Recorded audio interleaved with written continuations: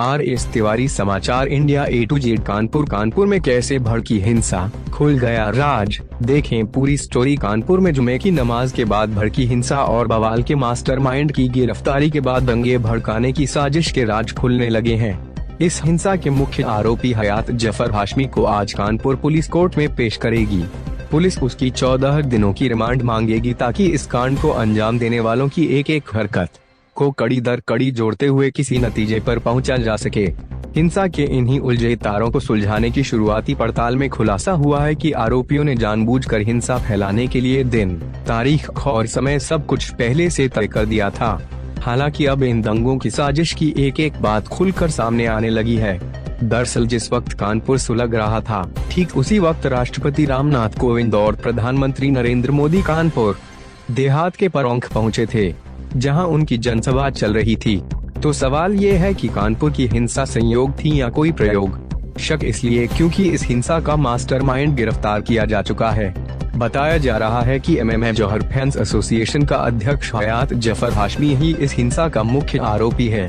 आरोप है कि हयात ने ही सोशल मीडिया के जरिए भीड़ इकट्ठा की थी। पुलिस के मुताबिक हयात CAA और NRC के विरोध प्रदर्शनों के दौरान भी सक्रिय रहा है। पुलिस कमिश्नर विजय सिंह मीणा ने बताया कि कई आरोपियों को गिरफ्तार कर लिया गया है, खासकर वो जो हिंसा भड़काने के बाद शहर छोड़कर फरार हो गए थे। पुलिस कमिश्नर के मुताबिक ह्यूमन इंटेलिजेंस से मिली जानकारी के बाद सभी को ट्रेस करने के बाद गिरफ्तार कर लिया गया। आरोपियों के पास 6 मोबाइल फोन बरामद हुए हैं। अब आरोपियों के बैंक खाते भी खंगाले जाएंगे। वहीं पुलिस का ये भी कहना है जरूरत पड़ने पर इस मामले में एड की मदद ली जाएगी। बताते चलें कि बेकनगमनज इलाके में हिंसा से कुछ पहले इलाके में कुछ मौलानाओं की मीटिंग हुई थी और उस बैठक में खुद हयात जफर हाशमी भी मौजूद था। दरअसल हिंसा के पीछे पुलिस PFI कनेक्शन की भी जांच कर रही है और इसकी बड़ी वजह 3 जून को PFI ने पश्चिम बंगाल और मणिपुर में बाजार बंद रखने का ऐलान किया था और इसी दिन कानपुर में बाजार बंद कराने को लेकर हिंसा भड़की, यानी सीधे सीधे अब इस मामले में PFI का भी भूमिका दिख रही है। दरअसल अब तक जो जांच सामने आई है उससे तो यही लगता है कि सब कुछ सुनियोजित था।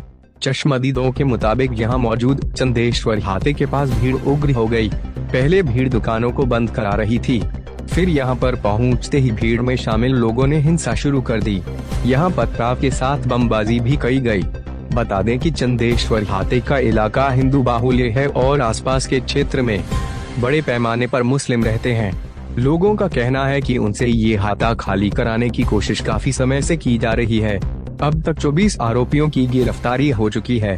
कानपुर हिंसा मामले में इंडियन नेशनल लीग के राष्ट्रीय अध्यक्ष मो सुलेमान ने समाजवादी पार्टी के विधायकों पर जिम्मेदारी नहीं निभाने का आरोप लगाया है। फिलहाल कानपुर में हालात सामान्य हैं, जहां भारी सुरक्षा बल तैनात हैं।